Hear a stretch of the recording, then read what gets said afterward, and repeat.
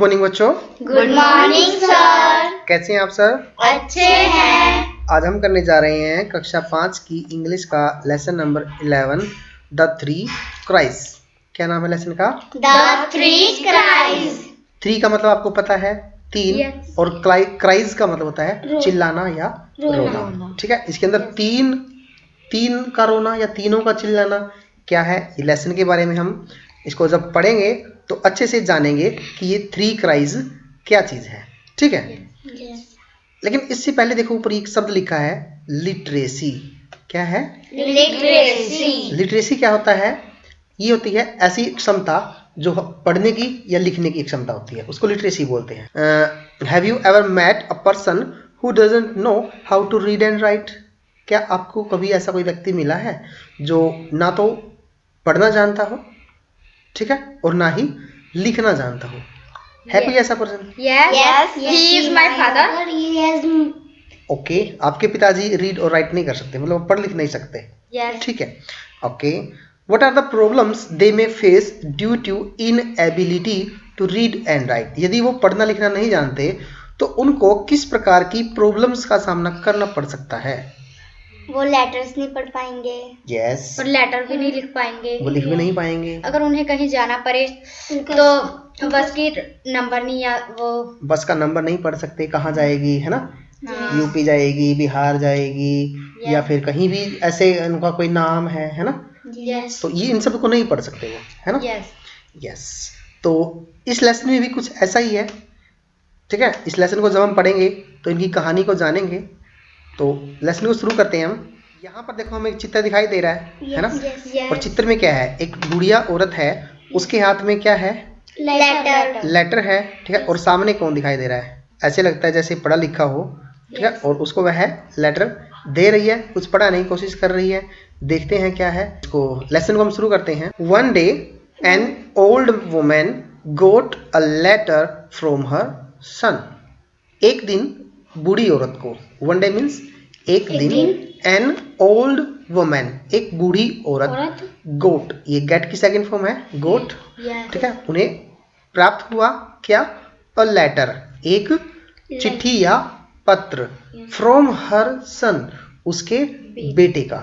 ठीक है, तो उसका बेटा कहीं बाहर रहता होगा, तो उसने अपनी माँ को चिट्ठी भेजी, तो वो चिट्ठी जो उस बूढ़ी औरत को मिल गई।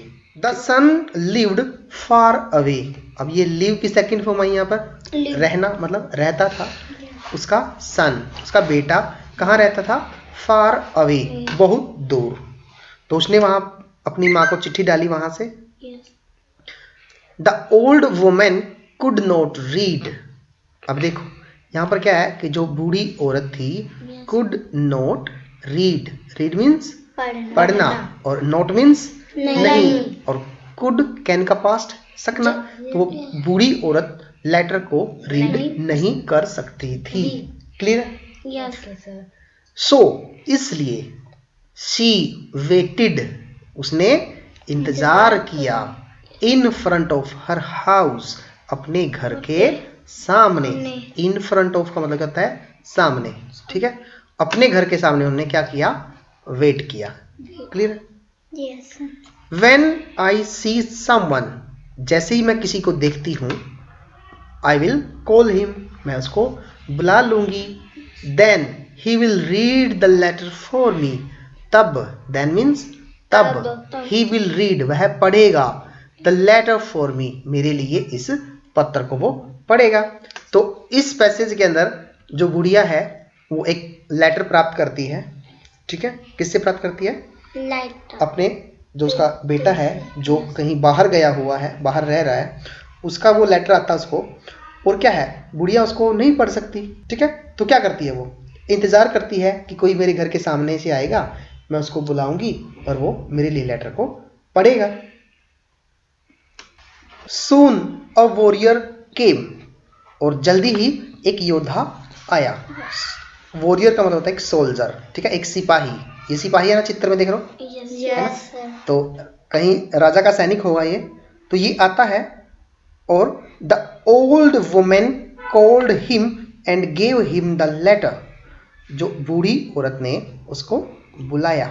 कॉल मीन्स बुलाना, ठीक है।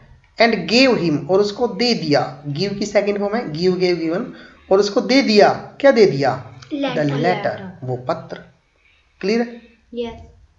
प्लीज रीड दिस लेटर, कृपया इस पत्र को पढ़ें।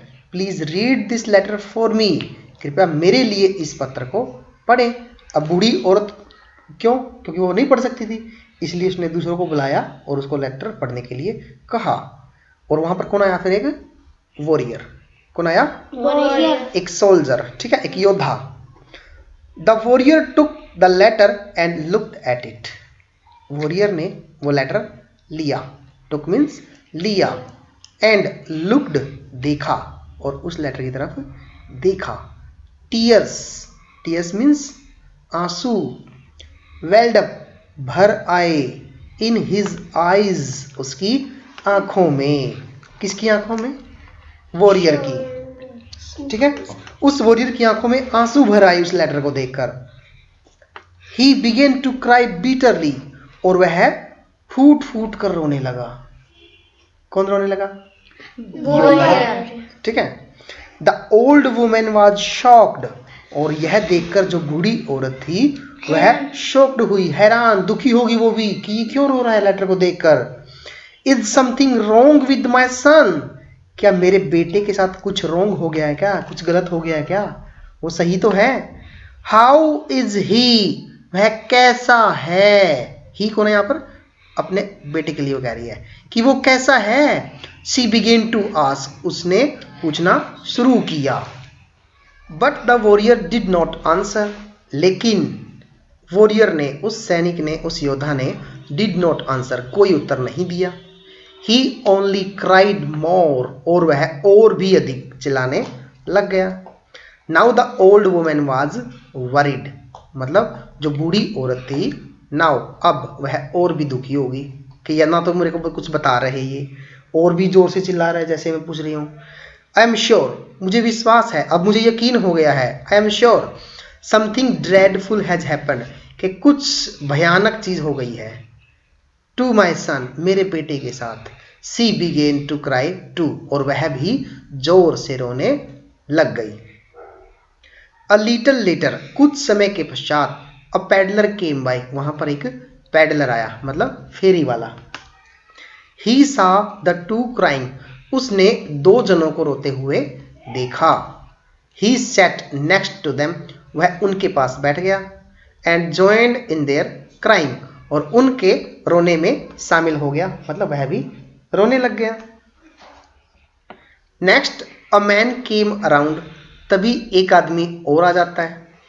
ही सा the three of them crying loudly, उसने देखा किनको? तीन को रोते हुए, और वो भी जोर से। What's the matter, he asked, उसने पूछा कि क्या बात हो गई। The peddler was the first to answer, और फेरी वाला जो, उसने सबसे पहले उत्तर दिया। क्या दिया? जस्ट अ ईयर एगो, के कुछ साल पहले। I set out to sell some earthen pot, कि मैं मिट्टी के बर्तन बेचने निकला था। ठीक है, कुछ मिट्टी के बर्तन बेचने के लिए निकला था। बट अलास, लेकिन दुख की बात है, it was a bad day in my life, और यह मेरी जिंदगी का बैड डे था। बैड मतलब बुरा दिन था, खराब दिन था। ऑल माई वैल्यूएबल पोट्स, मेरे सारे कीमती बर्तन, ब्रोक दैट डे, सारे के सारे उस दिन टूट गए थे। I wanted to cry then, मैं उस समय रोना चाहता था, बट कुड नॉट, लेकिन रो नहीं सका। I had to get new pots, मुझे नए बर्तन लेने पड़े। सेल दैम, उनको बेचना पड़ा। एंड मेकअप, और मेकअप फॉर माई लॉस, और अपना जो लॉस था, जो नुकसान था, वो पूरा किया। आई वॉज वेरी बिजी, मैं बहुत व्यस्त था। बिजी मतलब व्यस्त होना। देन, तब। And had no time to cry, और रोने के लिए भी समय नहीं था। So I decided to cry later, और इसलिए मैंने बाद में रोने का फैसला लिया। जस्ट नाउ आई सा दीज टू क्राइंग, और वो कहता है कि मैंने इन दोनों को रोते हुए देखा। देन सडनली आई रिमेंबर्ड, और तभी अचानक मुझे याद आया, that I too had to cry, कि मुझे भी तो रोना था। I decided to do it now, और मुझे यह करने का अभी निश्चय ले रहा हूँ कि मैं भी चलो रो ही लेता हूँ इनके साथ। दैट्स वाई आई क्राई, और इसलिए कहता है कि मैं भी रो दिया। तो जो पेडलर था वो अपने बारे में बता देता है कि मैं क्यों रोया। ठीक है, तब क्या होता है, then the old woman said, तब उस बूढ़ी औरत ने कहा, क्या कहा, आई गोट अ लेटर फ्रॉम माई सन, मुझे अपने बेटे से एक पत्र प्राप्त हुआ। मुझे मतलब मेरे बेटे ने मेरे को एक पत्र लिखा था, वो मुझे मिला, और I gave it to this warrior, और मैंने यह लेटर इस वॉरियर को दे दिया। जो बूढ़ी औरत है इस तीसरे बंदे को बता रही है ये। ठीक है, he looked at it and began to cry, उसने इसे देखा, किसको देखा, पत्र को, और ये भी रोना शुरू कर दिया उसने भी। There is some sad news in the letter, उसने सोचा कि इस लेटर के अंदर कोई सैड न्यूज है, बुरी खबर है। आई एम श्योर, और मुझे यकीन है, दैट्स वाई आई क्राई, और बूढ़ी औरत कहती है कि जब इसने लेटर पढ़ा ना और ये रोने लगा, तो मुझे लगा कि इसके अंदर कुछ बैड न्यूज है, तो मैंने भी रोना शुरू कर दिया। उसके बाद क्या होता है, एट लास्ट, और अंत में, the warrior opened his mouth, और जो वॉरियर था वो अपना मुंह खोलता है, टू टेल द ट्रूथ, सच्चाई बताने के लिए। I did not study when I was young, कि जब मैं यंग था ना तब मैं अच्छे से नहीं पढ़ा। किसने कहा, वॉरियर ने। I can not read this letter, मैं इस पत्र को पढ़ नहीं सकता। I am so ashamed of myself, और मैं अपने आप पर शर्मिंदा हूँ। दैट्स वाई आई क्राई, इसलिए मैं चिल्लाया। तो देखो, पत्र में किसी को नहीं पता है कि क्या लिखा है, और तीनों की तीनों रो पड़े। ठीक है ना, तो ये थी कहानी द थ्री क्राइज। कैसी लगी बच्चों आपको? अच्छी लगी। अब इस कहानी से तुम्हें क्या शिक्षा मिलती है, कि हमें पढ़ा लिखा होना बहुत जरूरी है, इसलिए हमें पढ़ना चाहिए, है ना, पढ़ाई हमारे बहुत काम आती है। तो अब देखो, जो सैनिक था वो अनपढ़ था, पढ़ नहीं सकता था, कितनी कठिनाइयों का सामना करना पड़ा उसको पढ़ने के लिए। और जैसे ही एक बुढ़िया बेचारी औरत अपने बेटे से पत्र प्राप्त करती है उसका पढ़ाने के लिए, लेकिन वो उसको रुला देता है खाम खाई, है ना, उसको पता ही नहीं है कि क्या लिखा है क्या नहीं, बुढ़िया को भी रुला दिया। ठीक है, तो इसलिए कहते हैं कि पढ़ना लिखना बहुत ज़रूरी है, हमारी ज़िंदगी में बहुत काम आता है ये। ठीक है, तो आज के लिए हम इतना ही करेंगे, कल हम इसके क्वेश्चन आंसर करेंगे। ठीक है।